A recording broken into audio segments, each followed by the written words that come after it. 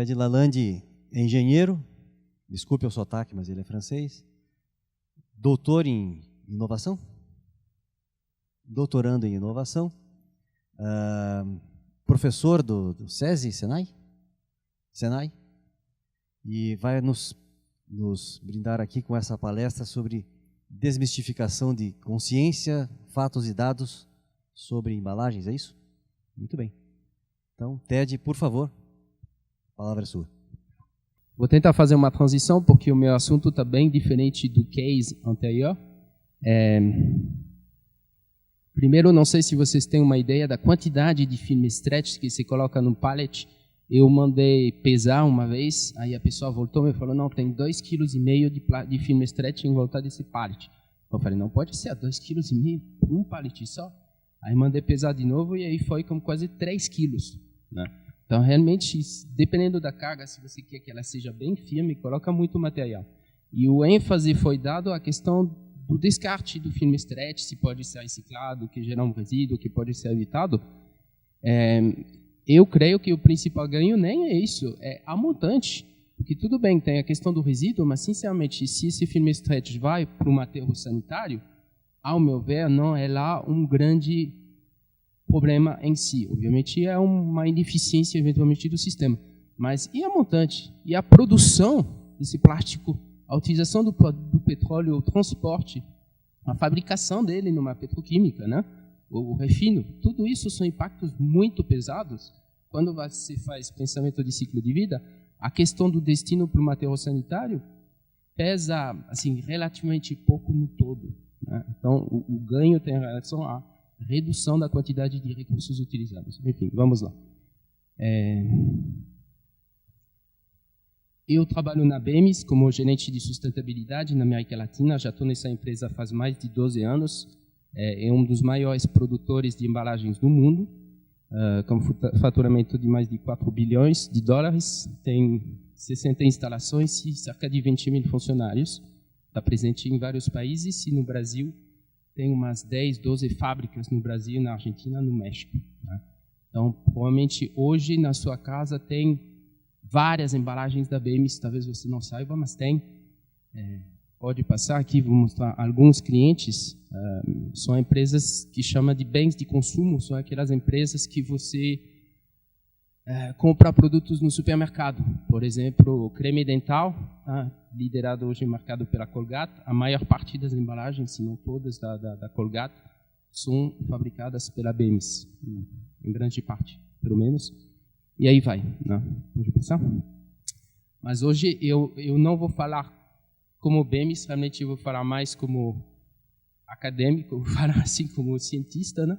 Eu vou tentar mostrar alguns conceitos importantes para tratar dessa questão embalagem e meio ambiente. Eu vou deixar a parte social de fora, porque é bastante complicada, é importante, mas hoje vamos centrar mais embalagem e meio ambiente, né? Eu mantenho um blog, que tem alguns artigos aqui sobre esse tema específico, que tem meu nome e sobrenome, e também uma página Facebook, onde pelo menos uma vez por semana, antes uma vez por dia, não consegui manter o ritmo, mas coloco lá uma informação sobre esse tema específico, embalagem e meio ambiente, né?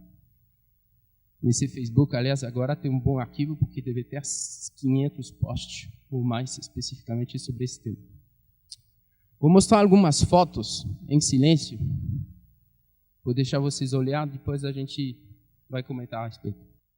E aí, quais são as suas impressões em relação a esses números? Alguém gostaria de comentar a respeito? Quais são as palavras que vêm à mente de vocês?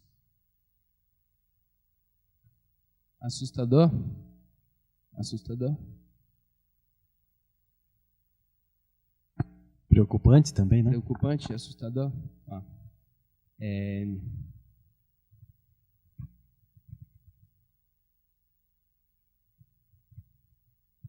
Vamos lá. Esses dados aqui, eles vêm de onde? Alguém se perguntou? Quem colocou esses números? De onde vem essa informação? Vocês têm uma ideia? Vamos voltar, então. Vamos voltar para olhar esses dados novamente. Com calma, né? Esses slides eu peguei exatamente de uma apresentação de uma empresa que vende aditivos para biodegradação de plásticos, tá? De uma apresentação que tem quase 15 anos. Essa apresentação, ela foi feita, volta no primeiro slide, ela foi feita com o intuito de impressionar, de gerar emoções. Você vê que as fotos por trás são fotos criadas, não são fotos naturais. É alguém fotógrafo que foi especializado em marketing, a maior parte, eles têm esse look cinza para gerar emoções e você fica preocupado com essa questão. Não podemos cair nessa armadilha, não podemos realmente, porque puxa do lado emocional, e isso é perigosíssimo. Tá? Temos que ficar embasado na ciência, nos dados. Eu poderia ter colocado qualquer tipo de número, ninguém ia questionar, ia mudar. Vocês vão ver alguns números aqui, eu inventei, eles não significam nada. Tá? Mas é o tipo de apresentação que a gente vai...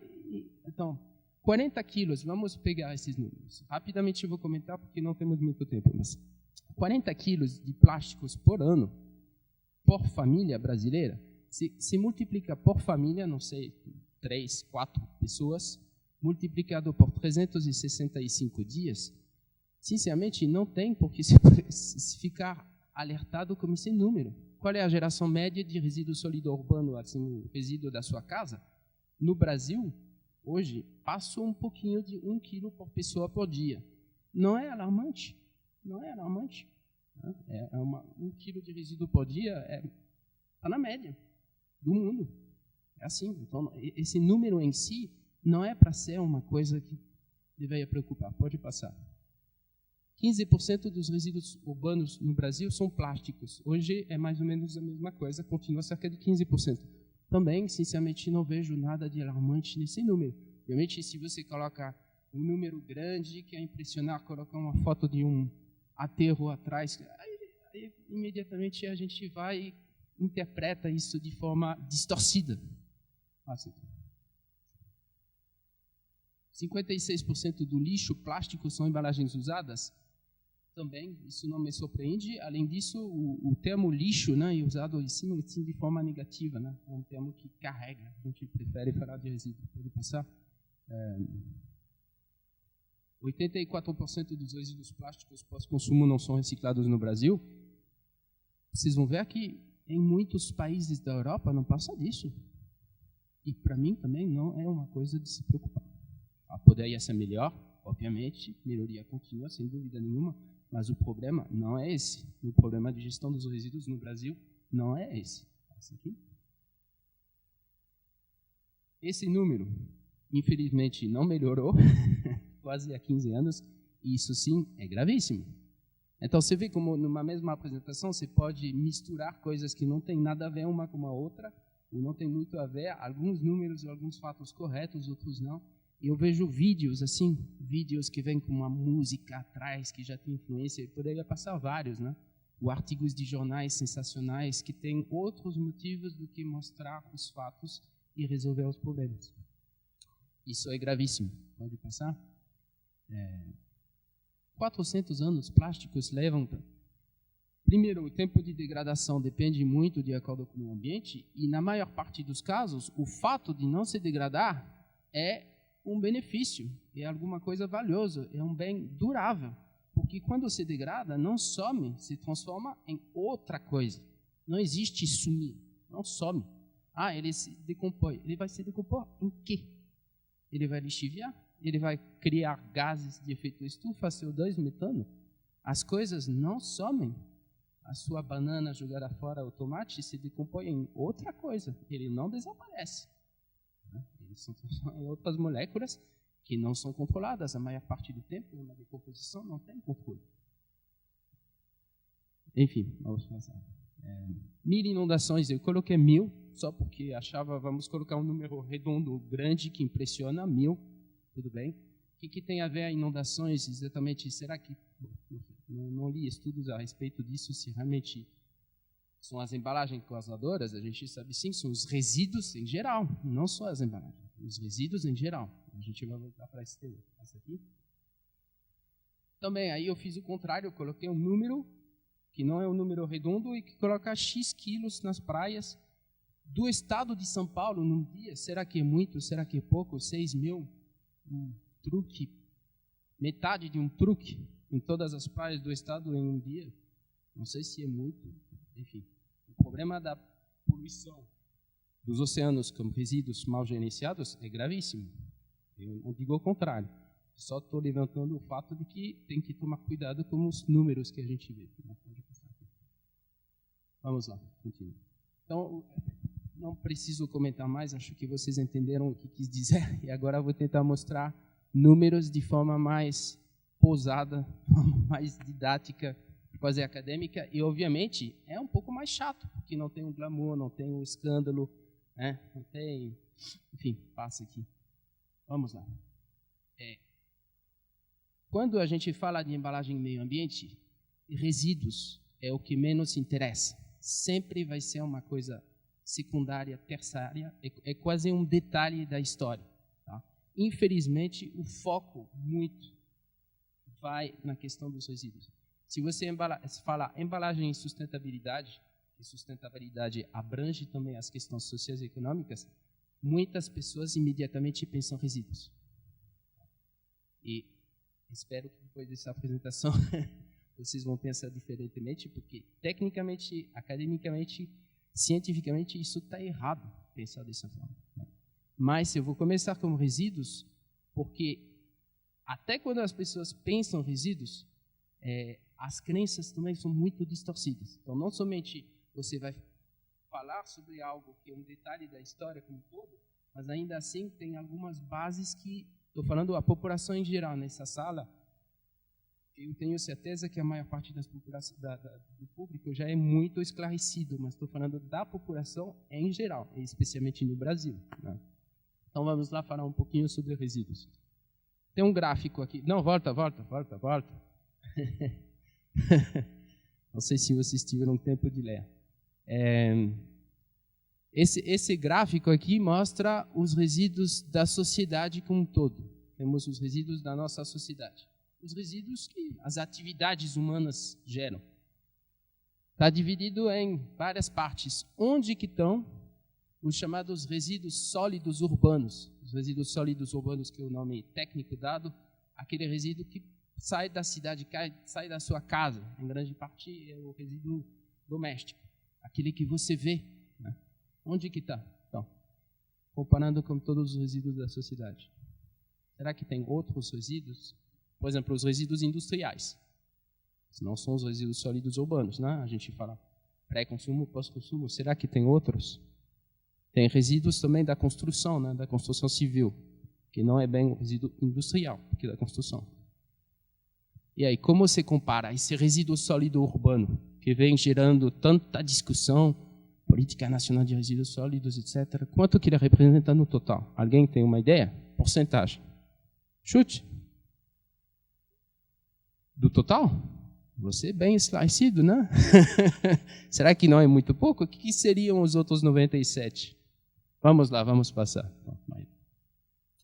Então, você tem resíduo da agricultura, da pecuária, da mineração. Por exemplo, tivemos uma catástrofe ambiental bem famosa recentemente, né? Tem o resíduo industrial, o resíduo da construção civil, que podemos chamar de entulho. E aí você tem os resíduos sólido urbano, que representa lá uns 3%. Então, eu acho que vamos falar de resíduo, tem que ressituar, tem que recontextualizar frente a esses números. As fontes eu coloquei embaixo. Pode passar, porque agora vamos ver... Pode passar, as fontes estão aqui, né? Então, pecuária, mineração. Aliás, esses dados são muito similares na França, também coloquei a fonte dos dados. E aí temos os 2,5%. Eu acho que esse 3% não foi um chute, mas enfim, já sabia. Vamos passar lá. Agora vamos olhar, vamos focar o zoom absoluto nesses 3%, menos de 3%. Né? O que é? Os resíduos sólidos urbanos. Tem resíduos públicos da varrição das ruas, do mantenimento, sei lá, dos parques, etc. Né? Tem também resíduos comerciais, os pequenos comércios. que somados representam um volume significativo. Tem determinados resíduos especiais, portos, aeroportos, etc., que normalmente são classificados nessa categoria. E temos os resíduos das casas, das pessoas, né? Desses 2,5%, quanto que representa da casa das pessoas? Pode passar aqui? Representa talvez, sei lá, menos da metade. E aí, da sua casa, então vamos focar nesse da sua casa, que estamos a 1,5% do total, né? Como se divide o resíduo sólido urbano? Por exemplo, o que chamamos de fração orgânica, o putrescível, teria que falar. Os restos de alimentos representam quanto? Pouco? Muito? É mais da metade. É mais da metade. Especialmente alimentos jogados fora. Pesa o seu lixo da sua casa. Você vai chegar nesses dados. E aí, a embalagem no Brasil do total representa quanto em peso? Um pouco mais de 30%. Infelizmente, não tem dados no Brasil. Talvez 1/3. E então, você vai falar, mas se é assim, se essas embalagens não representam tanto frente ao volume total, por que tem tanta ênfase dada na mídia, na lei, nos esforços, nos discursos? Por que a gente olha isso? É a distorção do consumidor, porque em nossa casa é o que a gente vê. A gente não olha a história da embalagem, a gente não consegue enxergar os campos, as indústrias, a mineração, a gente não vê, o nosso dia a dia está em nossa casa, então essa visão é distorcida. Temos que ter a ajuda de alguém que compila os dados, às vezes os resultados são contraintuitivos, mas isso é a realidade, né? Então, a gente tem que evitar esse viés do consumidor, porque, de fato, são aqueles que a gente encontra a maior parte do tempo, né? Pode passar? Agora, tem uma pergunta. Se a gente falar de resíduo. No Brasil, esses 2,5% do resíduo sólido urbano, ele vai onde? O que é feito com esse resíduo? Onde que vai? Por exemplo, qual é a fração que hoje é reciclado desse total? Quem tem uma ideia? No Brasil, desse 1 quilo por pessoa por dia. Lembra que talvez 30% são embalagens? Onde que vai? Vou passar, vamos mostrar. Pode passar. Eu peguei do presidente da Associação Brasileira de Limpeza e Gestão de Resíduos, a BRELP. É isso no Brasil. Ponto final. Foi o gráfico de resumo da destinação desse resíduo sólido urbano. No Brasil, ou vai para um lixão, ou vai para um aterro sanitário. Ah, mas não, tem reciclagem também. Mas a reciclagem assim, é tão pequena que basicamente não aparece na hora de colocar ele no gráfico. Recicla muito pouco. Muito pouco. Se você tira latas de alumínio, mas lata de alumínio representa quanto do total de resíduo que gerar na sua casa? Se tira a garrafa PET, o que recicla? E mesmo assim, né? Então, vamos olhar um dado oficial do governo, que é a mesma coisa do que isso apresentado de forma diferente, creio que coloquei aqui, infelizmente, no Brasil, e por que não tem dados no Brasil? Porque você vai numa fonte, você encontra informações, aí você vai numa outra, os números não batem. Por quê? Por que não bate? Porque você tem 40% dos resíduos sólidos urbanos que vão para lixão, onde não tem controle. Então, todos os números que você vai ver, por definição, são projeções estimativas. Porque no lixão ninguém pesa. Não se sabe, não tem informações claras, né? Por exemplo, qual é a quantidade que simplesmente muito resíduo no Brasil nem chega no lixão, porque pelo menos no lixão está lá, é triste falar isso, mas está num determinado local que você sabe onde que é, mas as pessoas jogam lixo em qualquer lugar, então nem é um lixão, é espalhado por aí, voa ao vento, sai do carro, sei lá o que, jogado na rua em qualquer lugar. Qual é a quantidade disso? Você sabe.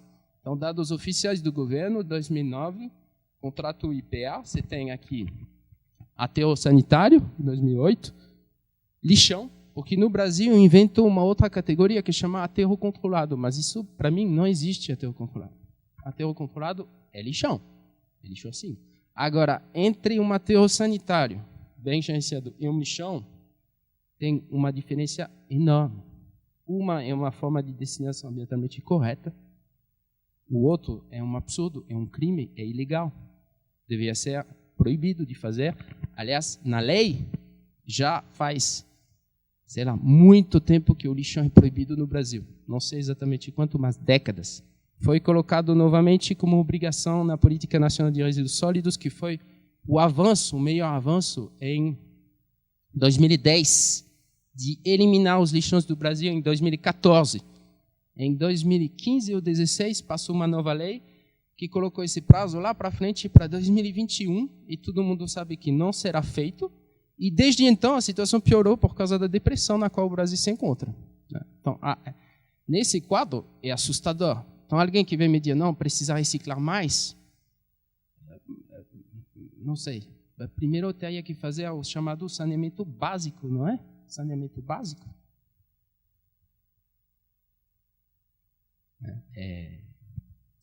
Enfim, esses outros aqui é reciclagem. Essa pequena fração lá em cima.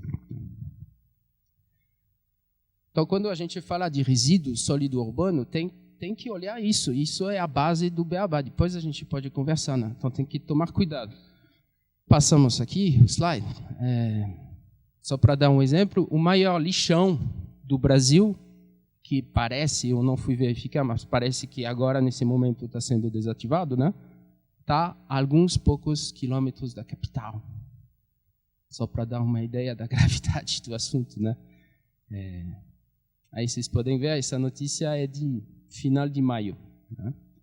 Então, o prazo era 2014, agora foi prorrogado para 2021, que de propósito parece que um ano de eleição municipal, se não me engano, enfim, uma coisa dessa, para ter certeza que nada será feito.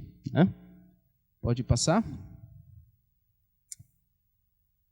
E vocês acham que enviar quase 50% ou 40% dos resíduos sólidos urbanos do Brasil para lixão é legal? Alguém já visitou um lixão? Eu recomendo, não é muito difícil porque tem muitos. Parece que dos 5.000 municípios, acho que são mais de 3.000 que têm lixões oficiais, sem contar os pequenos lugares onde são espalhados. Não foi falado? Um tem, né? Dengue, chikungunya, esses problemas que temos, Zika no Nordeste. Onde que isso é saneamento básico? Qual é o custo para o Brasil dessa gestão errada? E por que, então, tanta gente fala de reciclagem e não fala de saneamento básico na mesma proporção? Pelo menos o que, não sei se vocês têm a mesma ideia, mas eu vejo muito mais pessoas, muito mais artigos, mídia, até ONG, defendendo reciclagem, saneamento básico, pouco. Eu creio que tem vários motivos. Para o governo não interessa falar que tem que fazer saneamento básico, porque custa caro, é trabalhoso, entendeu? Tem que ter uma boa gestão, então é um assunto meio que, assim, não é bom falar demais, né? Porque é muito ruim a situação. Também é menos glamour, né? Se falar reciclagem, agenda positiva num discurso é melhor. Para o jornalista também, às vezes, enfim. Tem vários motivos. E os lixões é um problema social muito grave, né? Problema social. Muitas pessoas morrem, ficam doentes de forma indireta, e eu vou mostrar para vocês. Poluição nos oceanos, pode passar. Poluição nos oceanos. Aqui tem um levantamento muito bom que foi feito em 2014, foi publicado na maior revista científica do mundo, Nature. Falamos muito desse lixo, resíduos no oceano, e muitas vezes foca nos plásticos. Por quê? Porque os plásticos, boa parte deles, eles boiam. Nem todo, né? Tem alguns que afundam, como o PET, o PVDC é mais pesado, mas a maior parte, o polietileno, por exemplo, boia, então é visível. Mas o problema não é que plásticos acabam nos oceanos, o problema é que resíduos em geral acabam nos oceanos, todos os tipos de resíduos. Quando eu falo de lixão, mas é um monte de... Eu visitei, por exemplo, no estado do Mato Grosso, acho que foi 5 anos atrás, um pouco mais, menos de 10 anos atrás, não tinha aterro sanitário no estado inteiro.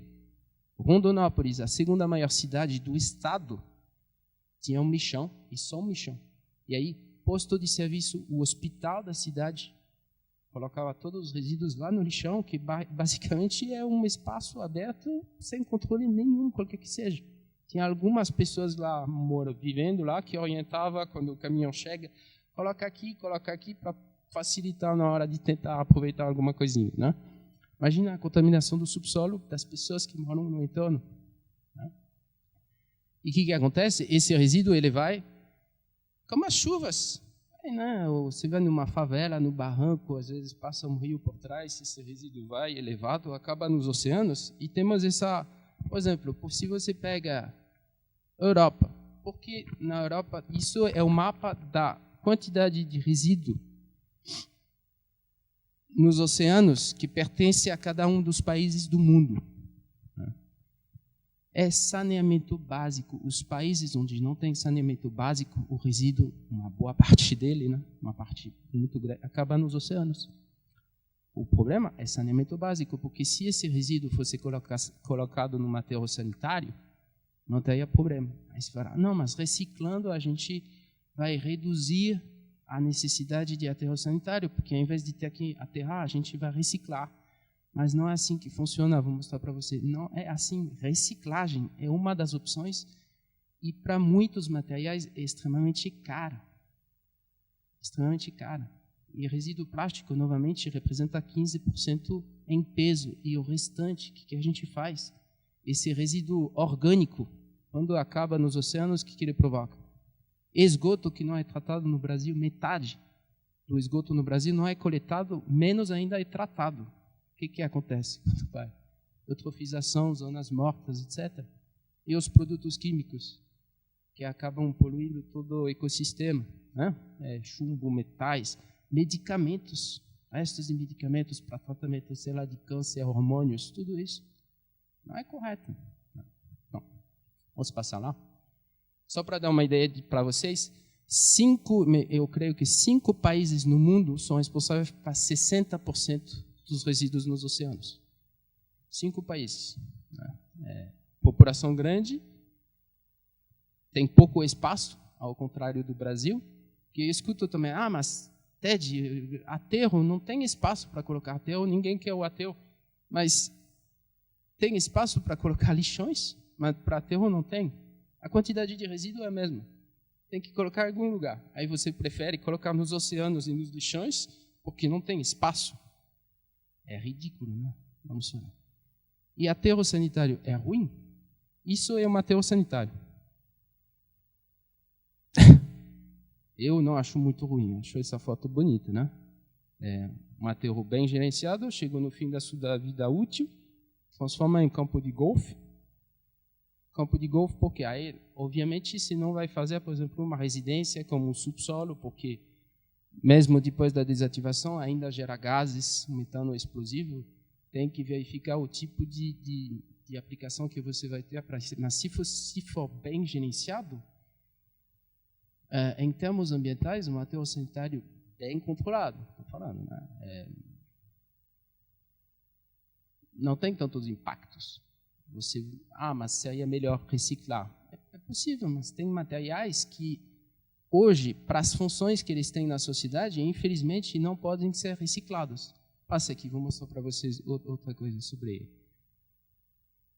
Considerado como o país que melhor faz o melhor gerenciamento dos seus resíduos sólidos urbanos, e resíduos em geral, aliás, é a Suécia. A Suécia aterra apenas 1% dos resíduos. Como que eles fazem isso? Aterrar 1%. Metade é revalorização energética. Metade é queimada para gerar energia e calor.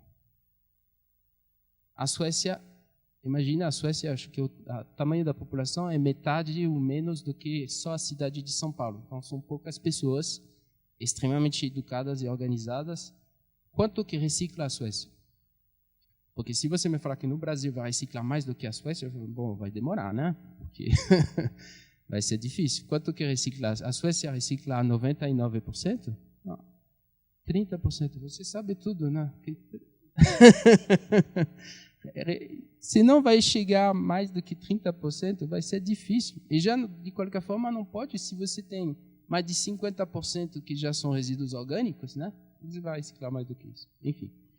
Então, reciclar tem que tomar muito cuidado em colocar isso num pedestal acima de tudo, como prioridade absoluta, como bandeira de defesa do meio ambiente, porque não é assim. Não é assim.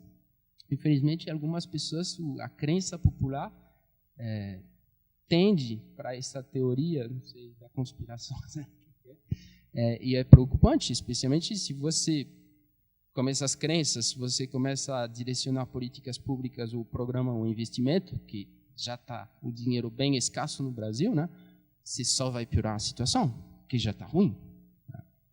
Bom, vamos passar aqui. E outra coisa,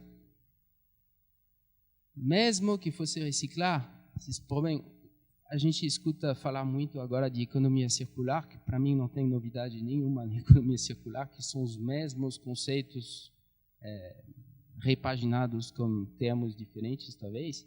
Temos os 3 R's, que está aqui desde os anos 60, não é? 3 R's que fala. Vocês já ouviram falar? 3 R's já? É o basicão do basicão, não? E aí, normalmente, o que vem primeiro? Falar reduzir, reutilizar, reciclar. Primeiro é reduzir, né? É reduzir. E será que podemos reduzir as embalagens? E será que reduzir as embalagens não seria melhor do que reciclar? Mas não só reduzir, nem estou falando de todo o restante. Então, vou mostrar exemplo. Porque podemos reduzir como soluções que não são recicláveis, mas mesmo assim você vai ter muito menos resíduos, se o seu objetivo é não aterrar, ou pelo menos facilitar hoje o grande problema de gestão dos resíduos no Brasil.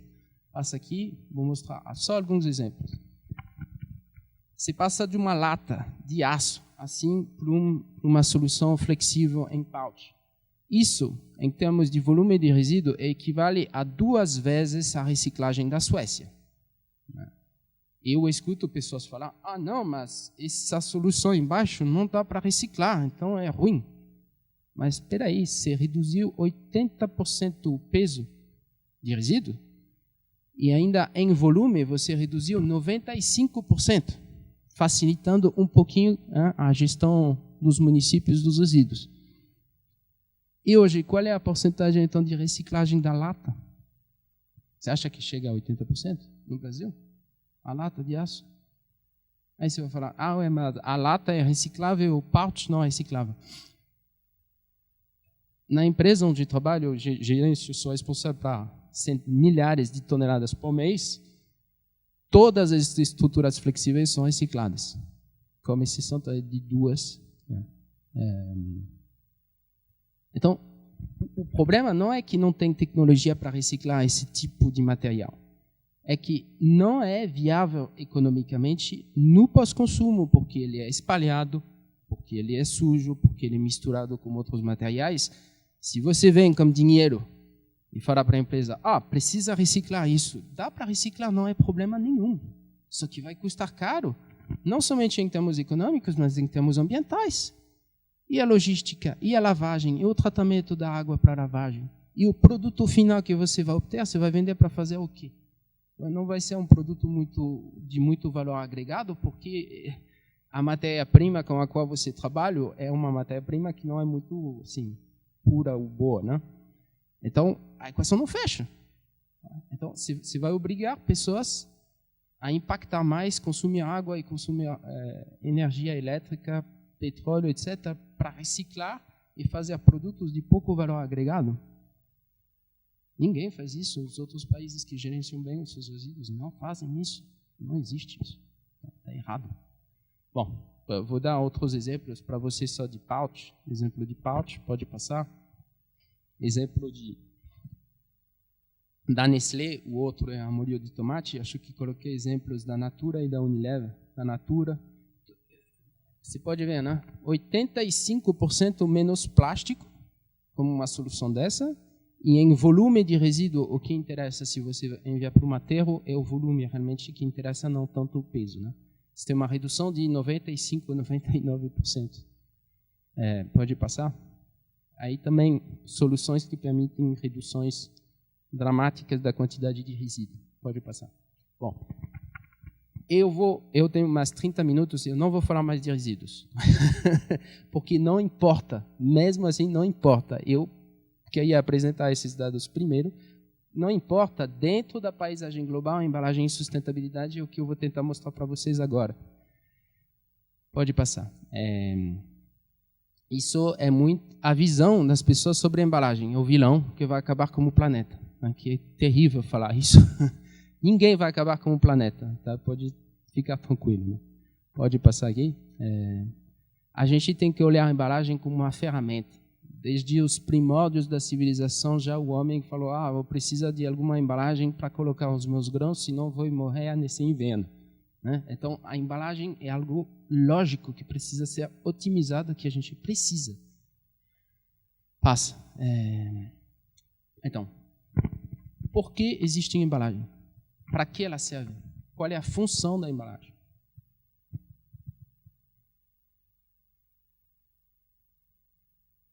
Proteger o produto, segurança, sim. O que mais? Manuseio, transporte, exatamente.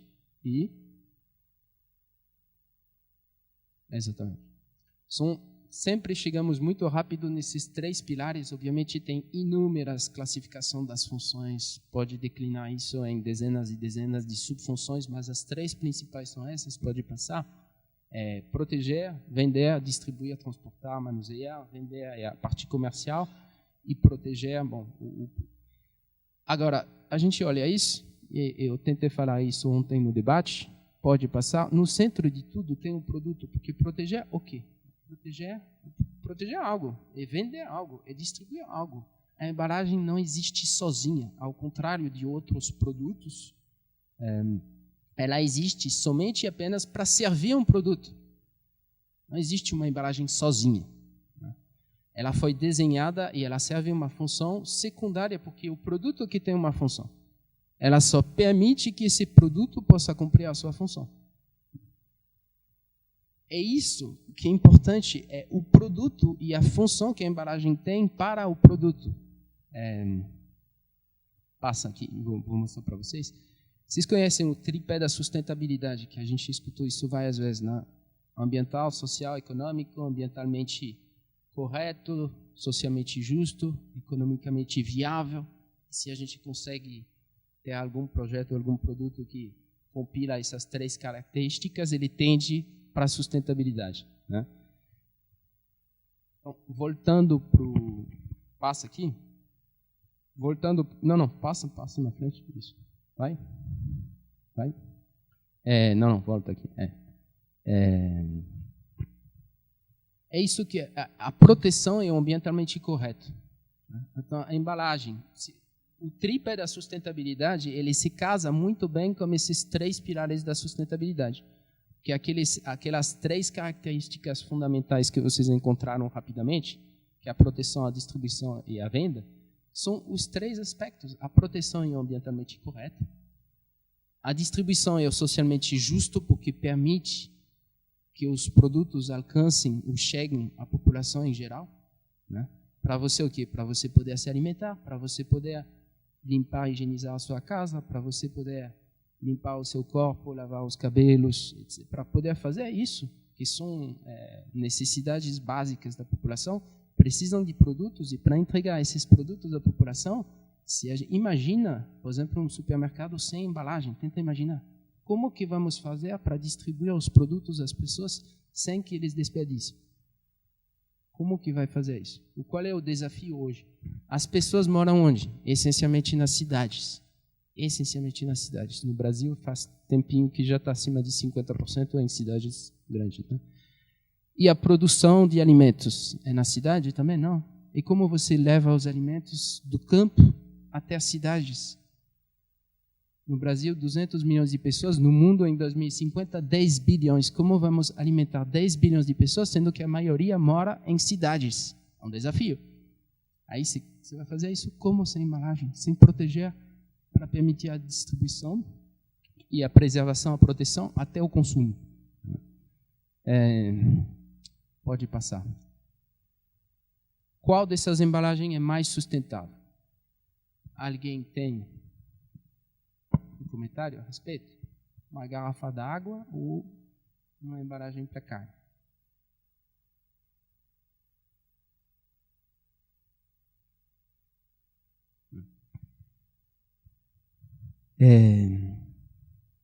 Para carne? Por que para carne? Exatamente. Porque o foco da discussão embalagem e meio ambiente tem que ser o produto. Os produtos servem funções são muito diferentes. Se você vai querer embalar água, se você vai querer embalar carne, são desafios muito diferentes. Tentar colocar, sei lá, estou pensando agora, carne dentro de uma garrafa, você vai rapidamente ver que não é a solução mais adequada e vice-versa, né? Aliás, essa embalagem para carne não é qualquer plástico. A tecnologia é muito avançada. É complicado. Hoje você pode preservar a carne a 4 graus, refrigerado precisa de refrigeração, pelo menos com essa solução, durante 3 meses. É impressionante, né? Poucas décadas atrás, não se sabia fazer. É tecnologia, é conhecimento, é ciência dos materiais, etc. E os impactos embutidos nos produtos também são bem distintos, né? A carne carrega muitos impactos, o que eu vou tentar mostrar agora. Pode passar? Então, esse tipo de pergunta está muito errado, né? E, novamente, mais sustentável também é muito difícil, porque não é bem uma escala de um único critério. É um sistema complexo que tem que ser avaliado com cuidado, obviamente com uma abordagem científica, mas as respostas, em geral, são relativamente complexas. Eu gosto dessa figura porque, assim, passa aqui, vamos na frente, a embalagem está em cima, o produto está embaixo. Eu gosto disso porque, como consumidor, a gente não consegue facilmente pensar no ciclo de vida, na história do produto. Esse pensamento do ciclo de vida do sistema requer um esforço que não é uma coisa natural. O consumidor comum começa a pensar na embalagem uma vez que ela cumpre a sua função, que ele tira o produto e aí que fica alguma coisa na sua casa, na sua cozinha, no banheiro, e aí começa resíduo. Mas é difícil pensar na história, na função que servia antes, no porquê. E esse exercício é absolutamente necessário para discutir o tema, né? Então, a gente precisa mergulhar, olhar abaixo da linha d'água e verificar a história inteira do sistema. Pode passar aqui. E aí costumo falar, se a questão da embalagem na superfície já parece um pouco complicada, ou assustadora, pelos impactos associados, o que está abaixo d'água é muito mais assustador. Isso é o cartaz do filme Jurassic Park, aliás, que eu achei uma bela metáfora para a questão embalagem e sustentabilidade, ou embalagem e meio ambiente. Pode passar aqui. Temos o ciclo de vida do produto e o ciclo de vida da embalagem. Em geral, é assim. O produto ele nasce em algum lugar, por exemplo, se for um alimento, ele vai nascer no campo, mas ao longo da sua história, ele vai começar a carregar cada vez mais impactos. Você vai cultivar uma alface, então você tem que plantar, mas depois você vai colocar horas de trabalho, alguns defensivos agrícolas, irrigação, aí você vai colocar transporte, embalagem secundária, ele vai ir no centro de distribuição, depois no supermercado. E enquanto esse produto continua na sua história de vida, ele acumula recursos que foram embutidos para essa produção. Quase sempre, os recursos embutidos no produto embalado são bem superiores à embalagem, porque senão não faz sentido muito embalar se você vai gastar mais na embalagem do que no produto. E até em peso, isso é fácil fazer na sua casa, se tem 1 quilo de produto, você vai ter, sei lá, 100 vezes menos, no caso, por exemplo, de carne, se tem a proporção de 1:100 entre o peso da embalagem e o peso do produto, né? E essa relação varia, por exemplo, para o pão, não, porque o pão é pouco denso, então a relação peso-embalagem-pão é um pouco maior, mas enfim. Em geral, o impacto da embalagem é muito, muito inferior àquele do produto. Quando eu fico muito inferior, não é que é metade, é 3 vezes menos. Não. Para pegada de carbono ou pegada energética de produtos alimentícios, uma boa regra, varia novamente de produto para produto, mas de 1:10, para produtos já unitizados, né? De 1:10. Pegada hídrica é de 1 para 100 a 1 para 1000. Ou seja, você tem 100 vezes mais água no alimento do que na embalagem. 1000 vezes mais. No caso da carne, é mais do que 1000 vezes mais água foi utilizada para produzir o alimento do que para produzir a embalagem. Não é que a embalagem não tem impacto, mas os impactos da embalagem se justificam para proteger um bem que foi muito caro para a sociedade em termos de recursos. É por isso que ele existe, para proteger. Então, os impactos eles se justificam no sentido em que está aqui para servir uma função nobre. E quando a gente vai querer melhorar as embalagens em termos ambientais, temos que otimizar essa função. Ou seja, cumprir esse papel de forma absolutamente otimizada, fazer com que todos os produtos, por exemplo, agrícolas produzidos, cheguem até o consumidor para a função para os quais eles foram produzidos, sem perdas, sem desperdício, com 100% de aproveitamento. Tendo feito isso, tendo uma cadeia logística otimizada, uma cadeia de distribuição, a gente vai tentar otimizar a embalagem, fazer isso com menos material, menos recursos, usando tecnologias. Mas primeiro teríamos que otimizar as cadeias. Vocês acham que as cadeias são otimizadas hoje? As cadeias de distribuição? Por exemplo, falei de alimentos. Eu falo muito de alimentos porque das embalagens primárias, quase 3/4 são alimentos. Por quê? Porque todo mundo se alimenta todo dia, é uma parte importante da nossa rotina diária, né? Espero que seja 3 vezes por dia. Se você vai no supermercado, uma grande parte dos produtos comprados são alimentos ou bebidas, né? Então, vocês acham que, falando dos alimentos em geral, está otimizado a distribuição hoje no Brasil? Não. E aí, vocês acham que tem perdas de produtos que são de quantos? Perde 5%, 10%? Mais do que isso? Eu já falei muito, aliás, eu sou brasileiro, tá? Eu tenho uma nacionalidade que eu pedi algum tempo atrás, então eu me dou o luxo de criticar o Brasil onde precisa. Para não falar de novo mal do Brasil, eu vou citar o exemplo da Ásia. Na China, Tailândia, Sudeste Asiático, come bastante arroz, né? Incentivo vocês a olhar no Google para ver a porcentagem de desperdício de arroz em determinados países. É assustador quando você vê o tamanho das populações.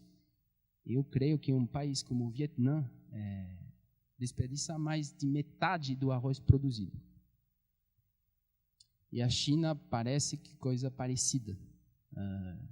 A ONU, ano passado, colocou desperdício de alimento como tema, preocupação número 1 no mundo, porque vai precisar alimentar as pessoas. Otimizar a produção agrícola não faz sentido nenhum se depois, na distribuição, você desperdiça mais da metade. Como que você vai... Então, em muitas instâncias, precisamos de mais embalagens, em muitas instâncias, ou pelo menos embalagens melhor pensadas, porque os impactos ambientais dessa distribuição péssima são enormes para as sociedades. A agricultura, a gente sabe, no Brasil é o que? 70% do consumo de água potável.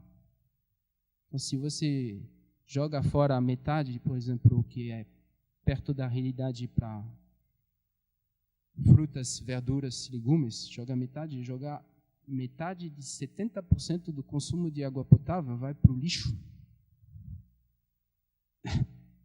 É muita água, né? 70% é o número que a gente encontra. Obviamente, pode entrar no debate que a pegada hídrica é complicada, mas a agricultura utiliza, a agropecuária utiliza 70% da água potável. Tá. O restante vai para quê? O restante vai para as pessoas, as indústrias que precisam de água potável, né? Mas é pouco. Bom, pode passar aqui. 10%, eu já falei, tem inúmeros estudos, isso foi sobre a cadeia dos alimentos na Inglaterra, um estudo muito completo, muito bem feito. Pode passar aqui, vamos na frente. Exemplo sobre carne. Aqui um gráfico, também que são dados ingleses, mas não muda muito para o Brasil, né? que mostra de forma ilustrada os resultados de um estudo bem grande que foi feito em 2009. Vamos olhar carne. Olha a carne em geral. Aliás, nisso eu creio que colocaram frango, que aqui no Brasil fala carne, mas enfim, todo tipo de carne. Onde que vai gastar energia? Na produção, na distribuição, no consumo, na produção da carne no campo, 2/3 lá em cima na produção, e embalagem primária, 3% do total. E, curiosamente, as pessoas na sua casa vão gastar bastante energia para quê?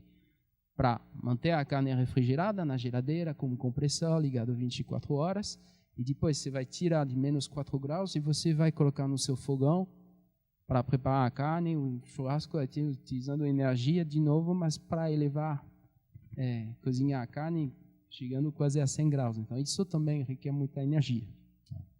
Então, esses 3% da energia embutida na embalagem objetiva preservar o restante, porque o custo, em termos de recursos, que temos recursos limitados no planeta, né, é muito grande. Então, não podemos mais se dar o luxo de desperdiçar. Né? Pode passar? Então, estou falando das quebras nas cadeias que tem hoje. Vamos em frente. Desperdício de comida, tá? 1/3 de tudo que você compra vai direto para o lixo. Que foi a campanha do Acatu, alguns anos atrás. Vamos lá, que não vou colocar o vídeo para você. Vamos em frente. Dito isso, olhando para essa paisagem maior, passa na frente, temos as perdas de produto, várias instâncias da cadeia. Vamos lá. Vamos lá. Mais. Esse pontinho verde representa a gestão dos resíduos de embalagem. Eu que falava para vocês, eu falei que não ia falar mais de resíduos, mas vou falar de novo. Né? Mas quando a gente discute gestão dos resíduos de embalagem, esse ponto verde é a última etapa do ciclo de vida da embalagem, que faz parte de um sistema onde o produto é o mais importante, os impactos do produto são muito maiores, e aqui se tem resíduos de produto, com impactos muito maiores. A gente acabou de ver vários dados, assim, em várias ordens de grandeza maior do que o impacto do resíduo de embalagem aqui, e ainda assim, dentro desse ponto verde, tem muita ênfase dada a uma das opções ambientalmente corretas de destinação, que é a reciclagem. Né? Então, focar na reciclagem é realmente esquecer o mais importante. E, novamente, eu entendo de reciclagem, faz muito tempo que eu trabalho com isso. Então, posso falar de reciclagem com propriedade, mas eu creio que não seja a prioridade, especialmente dado a situação de gestão de resíduos no Brasil. Então, enfim, vamos lá. O foco errado, esse que eu acabei de apresentar, não vale só para alimentos, vale para tudo. Por exemplo, pensa no shampoo. Para cada dose de shampoo, você utiliza quantas doses de água? Uma ideia? Quantas vezes mais? 2, 3 vezes mais água do que shampoo? E essa água em geral, por exemplo, em Curitiba, se você tomou banho ontem ou hoje de manhã, se lavou os cabelos, você usou água fria ou água aquecida? Então, tenta colocar no papel, rapidinho, o quanto de energia precisa para aquecer a água e o quanto de shampoo você utilizou. Quando você faz isso, você chega nesse tipo de número. A fase de consumo do shampoo representa muito mais impactos do que qualquer restante da história. Então, se você quer reduzir o impacto, é aqui que tem que atacar a embalagem. Acho que representa menos de 5%, tranquilamente menos de 5% dos impactos. E olha aqui um exemplo exagerado, porque aqui a gente pega um frasco rígido soprado, que é um tipo de embalagem grossa e pesada. Vamos lá. Então, essa lógica vale quanto você consome de água. Eu fiz, para mim, passa aqui os dados. Coloquei aqui. Você pode entrar waterfootprint.org, que é bem legal esse site. São dados de pesquisas acadêmicas da universidade, não são números jogados aleatoriamente. A sua pegada é alimentação industrial, especialmente têxtil, né? As roupas que você utiliza para serem fabricadas necessitam de bastante água.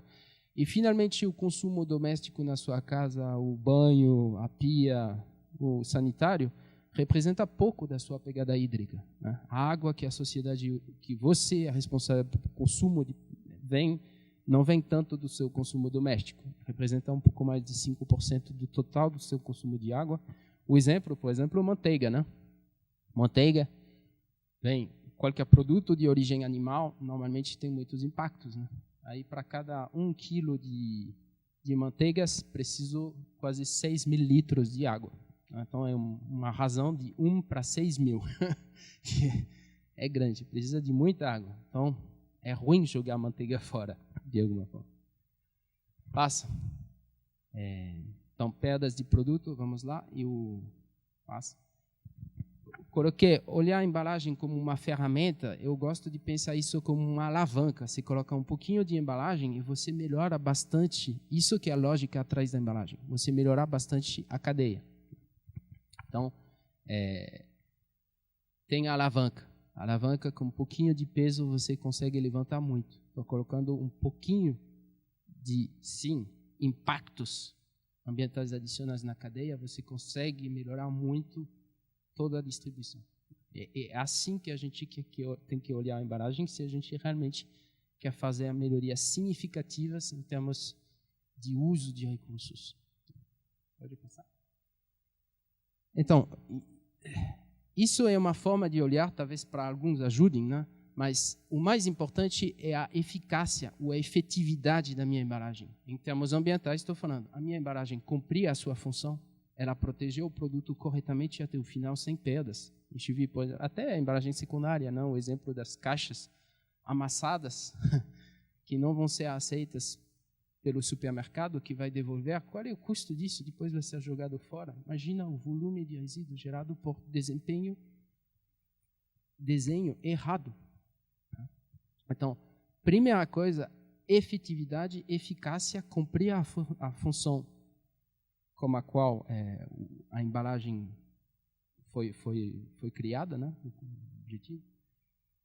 Isso é mais importante. Depois a gente tenta deixar cumprir essa função de forma mais eficiente, utilizando o mínimo de recurso possível. E aí tem que tomar muito cuidado quando você faz isso, porque, e aí eu posso contar para você dezenas de exemplos de que a gente reduz a embalagem, algum tempo depois descobriu que provocou perdas em outro lugar. Então, a pessoa que recebeu um prêmio por ter conseguido economizar um pouquinho, na realidade, prejudicou muito a história de outras pessoas na cadeia. Aí tem que voltar atrás. Então, reduzir, otimizar as embalagens, vamos reduzir. E posso garantir para vocês, a pressão para reduzir as embalagens por parte dos clientes é tremenda. Nenhuma empresa quer gastar mais do que deve com embalagem. Eles não querem, porque olham isso como um custo. Então, tem dezenas de projetos, praticamente todas as embalagens que você vê no supermercado, todas têm um projeto para redução e otimização. Todas. Se você acha que tem excesso de embalagem, porque você não entende porque ela foi desenhada dessa forma, tem um motivo. Você fala, tem apelo de marketing, venda. Tem sim, mas em geral eu acho que é pouco. Então, o ecodesign, no caso, tem que focar nisso, na efetividade. Depois você pode pensar, mas essa embalagem já cumpriu uma função nobre, já foi otimizada, desempenhou seu papel como deveria, tenho recursos embutidos na forma de um plástico, de um metal, de um vidro, etc. Será que posso tentar reutilizar esse material para fazer outra coisa? Pode, vamos olhar isso. Em muitos casos é possível, em outros casos não compensa, né? Tem muitos casos em que hoje a solução de embalagem mais interessante, e de longe, é uma solução que no final no Brasil não vai ser reciclada por X motivo, porque economicamente não compensa. Economicamente. Pode passar, sobra pouco tempo. Queria mostrar um exemplo, vamos passar o exemplo. O exemplo sobre o poder das embalagens, tentei resumir num quadro só, em termos de prazo de vida útil, né? Vamos olhar vários tipos de embalagem. Um pote de vidro, um stand-up pouch, um sachê, uma caixinha longa-vida, fala, né? E uma latinha de aço, né? A ervilha, de 2 a 5 anos. Molho de tomate, de 1 ano a 1 ano e meio. Suco de laranja, de 1 ano a 1 ano e meio. Atum, de 1 ano a 1 ano e meio. Tem conservantes? Não necessariamente tem conservantes. Por que então consegue ficar com suco de laranja durante 1 ano? Porque foi envasado de forma asséptica numa embalagem barreira. Então o produto lá dentro, a embalagem cria um ambiente artificial no qual que foi desenhado para isso, e com muitos detalhes. Por exemplo, fazer uma embalagem plástica para preservar molho de tomate faz pouquíssimo tempo que a gente sabe fazer. É complicado, porque o molho de tomate é ácido, ele oxida rapidamente. Então, como você vai conseguir preservar ele? Como você vai envasar utilizando apenas alguns poucos gramas de materiais? Tem muita ciência atrás disso, e isso faz com que você consiga preservar o alimento durante 1 ano e meio. Você abriu esse pote de vidro, a ervilha na sua geladeira vai estragar em 4 dias. Então, se passa de 1 ano para 4 dias. Isso é o poder das embalagens. É por isso que ela existe. Os ganhos aqui, acho que resume de alguma forma a lógica da apresentação, mas os ganhos são muito importantes. Vou tentar mostrar outros exemplos. Passa aqui, por favor. Vamos lá.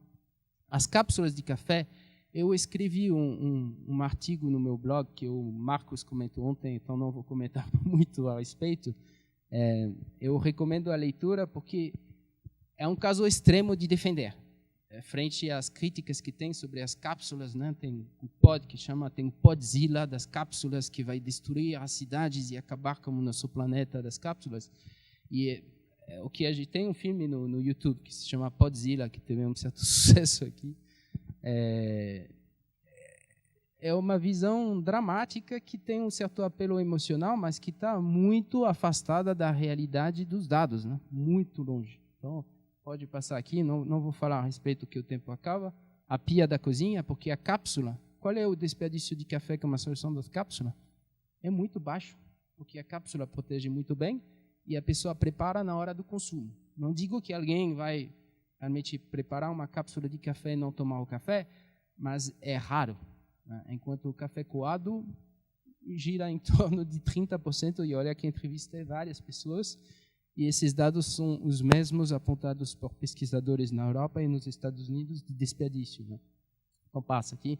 E quando você joga café fora, imagina o quanto que você vai levar água à ebulição, 100 graus, precisa, né? O custo energético é grande, uma certa quantidade de água, aí você passa uma vez acima do seu café, sendo que o café tem uma história terrível atrás em termos sociais, que foi produzida, transportada, etc., e depois 1/3 disso você joga fora. Ambientalmente é um desastre fazer isso, né? E olha que no fim de vida se tem muito acúmulo de impactos. Passa aqui, então vocês podem ler, se vocês não querem ler esse relatório canadense que tem 80 páginas, que é bastante técnico, pode olhar no meu blog que tento fazer um resumo mais amplo. Passa aqui. Então, cápsula de café, mantenha calma, beba café com tranquilidade. Eu chamei, afinal, as cápsulas de café são recicláveis, porque isso que interessa as pessoas, mas dentro do artigo eu falo de outras coisas também, né? Vamos lá. Tem tempo para mais um exemplo? Que não quero falar do café, que o Marcos... Eu passei o link do artigo para ele logo antes, então ele citou ontem. Passa aqui. Vou mostrar o exemplo que eu acho legal, porque é do mesmo cunho que as cápsulas de café. É defender o indefensável, basicamente, para muita gente. Seria esse tipo de solução de embalagem. Para ativistas ambientais, extremistas vão falar que isso é crime contra a humanidade, basicamente, né? Embalar algumas fatias de presunto dentro de tanto plástico. Não sei se vocês conhecem, tem aqui, né? Alguém já viu essa embalagem no supermercado? Né? E, obviamente, a forma mais tradicional de comprar o fatiado no supermercado, talvez na padaria, né? É colocar numa bandeja de polistireno um filme de PVDC, uma etiqueta, né? Em termos de custo, eu não tenho certeza. E, curiosamente, eu vi muita variação, pelo menos como consumidor, no preço desse. Não sei por quê. Às vezes é mais caro. Bom, enfim. Mas não tem muita diferença, não. Então, vamos olhar a diferença. Pode passar o slide? Isso é uma avaliação de ciclo de vida que foi feita para cada uma dessas duas embalagens. Então, aqui você tem a bandejinha tradicional de PVC e são os impactos em termos de consumo de energia, né? E aqui você tem a solução do Soltíssimo, mas tem outras hoje disponíveis no mercado. Você utiliza de 2 a 3 vezes mais plástico, né? Então, olhando para isso, você fala, meu Deus, você está gerando 2 vezes mais resíduos. E como eu falei, a história é que você está usando 2 vezes mais plástico. Não faz sentido, é um absurdo. É um crime esse tipo de solução de embalagem, né? Agora, isso é a forma muito errada de pensar. Isso é fadado ao fracasso absoluto. Por quê? Porque não integra o produto. A embalagem não existe sozinha. Se você avalia ela fora do contexto, a sua conclusão vai ser muito errada. Então, vamos olhar. Vocês acham que, como as bandejinhas de presunto fatiado tem perdas de produto hoje no supermercado? Sabe o supermercado que faz a pizza, porque na idade está... E quantos dias fica o fatiado que você compra? Já ressecou na sua geladeira o fatiado? Você já jogou fora presunto? Você acha que o supermercado também já jogou fora presunto? E vocês acham que os impactos do presunto são como comparados com os impactos da embalagem? E aí, por causa de um tipo de distribuição, a gente joga 30% do presunto fora no Brasil. Não sei se é 30%, porque ninguém, infelizmente, tem os dados. Mas é muita coisa. Tem estudos, por exemplo, disso na Holanda. Se quiser, tem um estudo acadêmico muito detalhado, muito bem feito, de como esse tipo de embalagem transformou a cadeia de distribuição na Holanda e trouxe benefícios muito significativos em termos de redução de impacto, né? Por quê? Pode passar aqui? Essa barra em cima verde é a embalagem. É o mesmo gráfico que a gente olhou antes, como essa barra sendo 2 vezes maior do que a outra. E aqui embaixo temos o impacto do presunto. O presunto são 200 gramas, mesmo com uma embalagem muito grossa e sofisticada, ele representa muito mais energia, gases de efeito estufa, água, o que você quiser de métrica ambiental, do que a embalagem. A embalagem é a ponta do iceberg, né?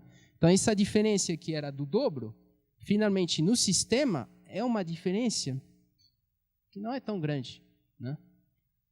Agora, vocês acham que essa segunda solução, ela permite reduzir as perdas? E como que poderia fazer isso? Por que reduziria as perdas? Qual é a vida útil do presunto embalado numa solução como o Soltíssimo? Quanto tempo fica o presunto lá dentro? Agora é 2 meses. 2 meses contra 3 dias, vamos dizer. É vezes 20 vezes mais. 20 vezes mais de vida útil. Ah, mas tem conservantes? Não tem conservantes. A BRF investiu numa solução de envase HPP, com pressão, aliás, e a embalagem, que chama de embalagem alta barreira, porque ela não deixa oxigênio entrar. Então, não entra oxigênio, não tem como bactéria se desenvolver, e o produto fica na dele dentro da embalagem protegida, se quiser, né? E tem atmosfera modificada dentro, justamente para evitar que gases entrem, então, provavelmente de nitrogênio do produto. E os supermercados estão adotando. Por quê? Porque eles economizam. Eles economizam porque eliminam as perdas. Obviamente, se você faz o cálculo correto, olhando toda a cadeia, né? Então, é realmente um exemplo extremo no qual a embalagem é o dobro de plástico. Mas, claramente, pode passar, só para mostrar para vocês, isso é a permeabilidade ao oxigênio. Um filme de PVC não tem barreira. O oxigênio entra. Tá? Essa Soltíssimo, ela tem permeabilidade muito alta. Isso é a quantidade de oxigênio que entra por unidade de superfície e de tempo dentro da embalagem. E em termos de vida útil, pode passar aqui. Vida útil. E ainda assim, no caso do Soltíssimo, tem um sistema para reselar, para refechar uma vez que você abriu, então ainda ganha talvez 1, 2 dias de proteção sem precisar transferir isso também para outro recipiente. Então tá bom, acabou a minha apresentação, acabou o tempo. Eu não sei se tem tempo ainda para comentários. Se alguém quiser fazer uma pergunta, por favor, só pedir para sermos breves, né? Eu queria saber que você apresentou a categoria de impacto ali relacionada com a energia. Esqueci o nome. Pegada energética, pegada de carbono. E foi feito algum estudo com algumas outras categorias, por exemplo, toxicidade? Sim, é mais caro. Então, no ano passado, a gente fez umas 20 avaliações de ciclo de vida. Esse ano vamos fazer mais ou menos a mesma quantidade. Então, já tem bastante dados, mas, em geral, focamos agora, essencialmente, pegada energética, pegada de carbono, porque as outras categorias de impacto são mais difíceis de realmente ter dados reais, mais difíceis de explicar, complicam bastante, especialmente seja a eutrofização, a ecotoxicidade, as diversas que têm, o impacto sobre ozônio, por exemplo, a gente não costuma fazer. Mas as conclusões, em geral, são bem similares, porque estamos falando de diferença entre o produto e a embalagem na ordem de 10 vezes mais. Então, vai junto. É raro, não digo que não pode acontecer, mas é raro encontrar um caso em que a pegada de carbono vai ser 10 vezes menor, mas a eutrofização vai ser 2 vezes maior. Não digo que não possa acontecer, mas é raro. E em termos de água, pegada hídrica, que seria, eu diria, depois do carbono da energia o mais importante, a gente não faz e não precisa fazer. Porque aqui a diferença não é de 1 para 10, é de 1 para 100. Então, eu tentei colocar em gráficos e nem mostrou os gráficos, porque não de tão pequeno nem aparece. Então, a diferença é dramática.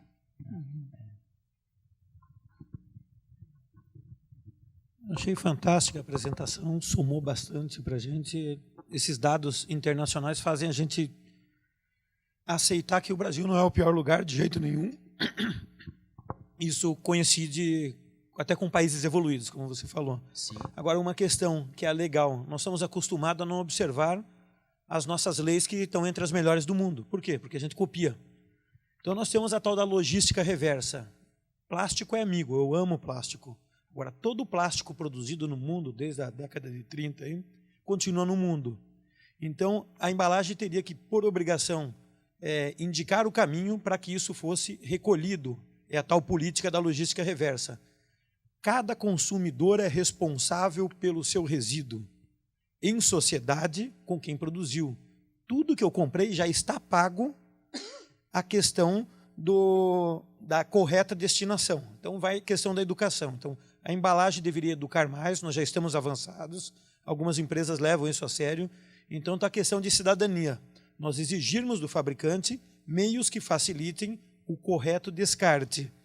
Então, quando a gente fala evitar o efeito bumerangue, não quero consumir mais, todos os recursos utilizados para o plástico, que bom, eles já foram gastos uma vez. Então, eu não quero incentivar que continuemos produzindo plásticos novos. Então, a questão da reciclagem para uso numa embalagem secundária é muito bem-vinda, respeitando que, quando for necessário o plástico virgem, que seja reduzido o consumo, como nós vimos ontem, até 2050, teremos que trabalhar com 10% do que a gente extrai. Puxa, a meta, então, é, por um sistema com eficiência energética, conseguirmos atingir a redução, a reciclagem, na medida do que for possível, sem aumento de gastos. Mas a questão é observar mais a logística reversa. Cada uma dessas empresas milionárias que não se interessam mais por Brasil, no setor de carne, que o Brasil não interessa mais, estão fora, eles têm a obrigação de cuidar sério dos resíduos plásticos produzidos, por exemplo. Então, o apelo é para que a gente exerça mais a cidadania e que a política de resíduos sólidos de logística reversa seja cumprida. Cada um de nós pode exigir e escolher entre os fornecedores que tem a campanha mais correta. E eu sou quase muito careca que vou fazer a campanha para não usar shampoo.